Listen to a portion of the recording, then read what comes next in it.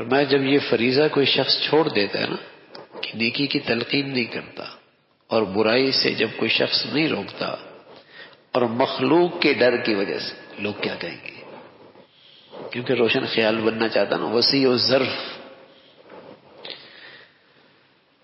جدھر کی ہوا چلی ادھر چل پڑا، جیسا ماحول ویسے بن گیا، اسی کو لوگ کہتے ہیں بڑا وسیع الظرف ہے، جیسا ماحول ویسے بن پڑے۔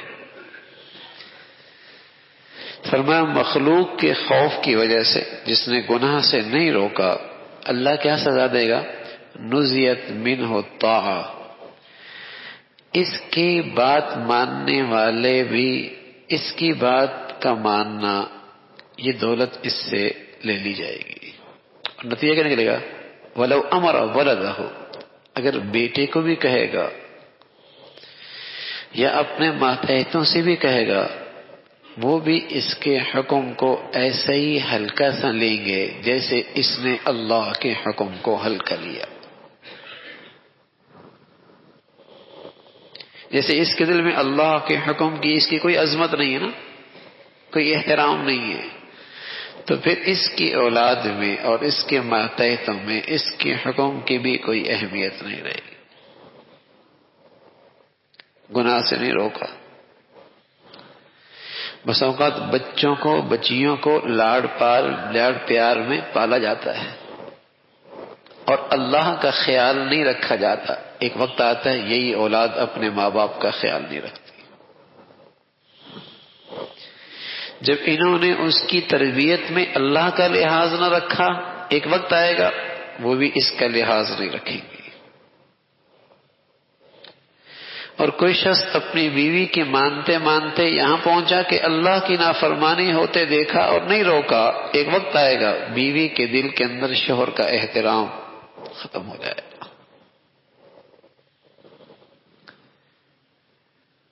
شوہر کو نافرمانی میں دیکھا اور اس کا دل نہیں دکھتا، اس کے لیے کوئی تدبیر نہیں کرتی، ایک وقت آئے گا شوہر کا دل بیوی کے احترام سے خالی ہو جائے گا۔ جیسا گناہ ویسی سزا،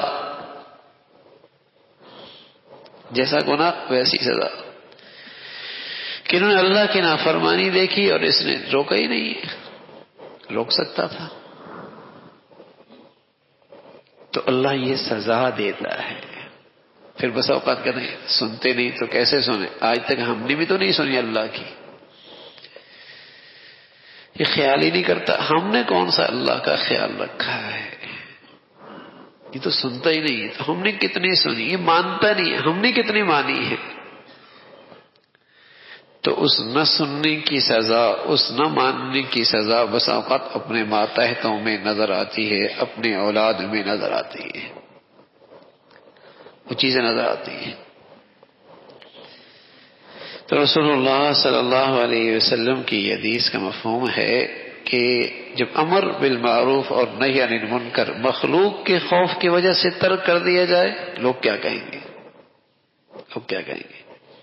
تو اللہ یہ سزا دیتا ہے کہ اس سے اطاعت کی دولت لے لی جاتی ہے۔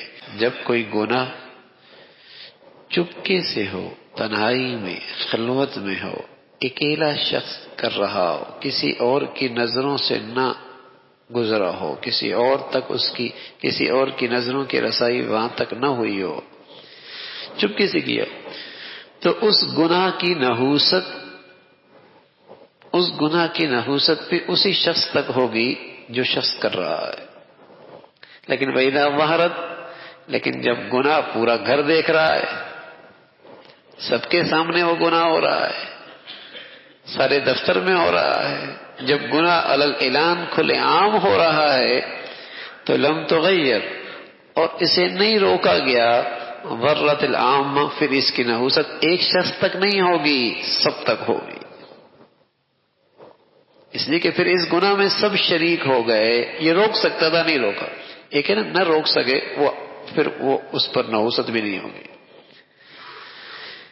تو گناہ جب کھلے عام ہوگا اور سب دیکھ رہے ہیں اور روک سکتا ہے اور نہیں روک رہا، تو گناہ سب کر رہے ہیں، تو اس کی نحوست بھی پھر سب کے لیے ہوگی، پھر سب کے لیے ہوگی۔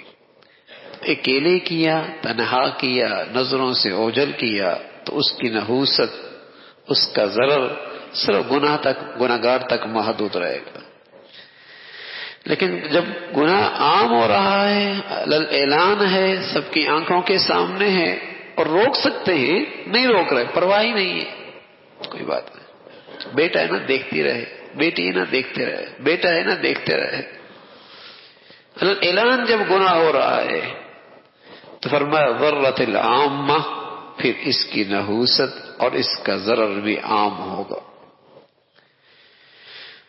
فرمایا رسول اللہ صلی اللہ علیہ وسلم نے کہ سیظہر شرار امتی علی خیارها، ایک وقت آئے گا شریر لوگ اس امت کے نیک لوگوں پر غالب ہوں گے. ایک وقت آئے گا شریر لوگ، بدکار، نافرمان اللہ کے نیک بندوں پر غالب ہوں گے. حتی یستخفی المؤمن فیہم، ان میں مومن یوں چھپے گا کما یستخفی المنافق فینا اليوم، جیسے آج ہمارے درمیان منافق چھپتا پھرتا ہے. جیسے منافق اپنا ایمان آج ظاہر نہیں کر سکتا، مدینہ منورہ کی بات ہے، ظاہر نہیں کر سکتا. فرمائے گا وقت آئے گا ایمان کو، اپنا ایمانی زندگی کا اظہار کرنا ایسی مشکل ہو جائے گا. ایسے فاسق فاجر غالب ہو جائیں گے، ایسے فاسق فاجر غالب ہو جائیں گے. پھر رسول اللہ صلی اللہ علیہ وسلم نے بتایا کہ ایک وقت آئے گا کہ یذوب فیہ القلب المؤمن کما یذوب الملح فی الماء، کہ ایک مومن کا دل ایسے پگھلے گا جیسے پانی میں نمک پگھلتا ہے. کیسے کہ مما ذاک یا رسول اللہ ایسا کیوں ہوگا، مومن کا دل یوں کیوں پگھلے گا؟ فرمایا فیما یرا من المنکر لا یستطیع تغییرہ، اللہ کی نافرمانی دیکھے گا لیکن اسے نافرمانی روکنے کی طاقت نہیں رہے گی، اندر ہی اندر روئے گا، پگھلے گا، تکلیف ہوگی، ہاں کہ گناہ ہو رہا ہے اللہ کی. اتنی تکلیف اٹھا رہا ہے کہ اندر ہی اندر اس کا دل پگھل رہا ہے جیسے نمک پانی میں پگھلتا ہے. ایک مومن کا دل بھی ایسی پگھلے گا. تو میرے عزیزو، یہ تو ایمان کی نشانی ہے، یہ تو ایمان کی آخری درجہ یہ ہے. کوئی تدبیر کارگر نہیں، ہاتھ سے نہیں روک سکتا، زبان سے نہیں کہہ سکتا. آخری درجہ ہے اپنے دل کا درد تو پیدا کر سکتا ہے، سوچ تو سکتا ہے نا کہ اس گناہ کو کیسے روکوں، تو پھر بھی اس گناہ کی نحوست سے بچ جائے گا.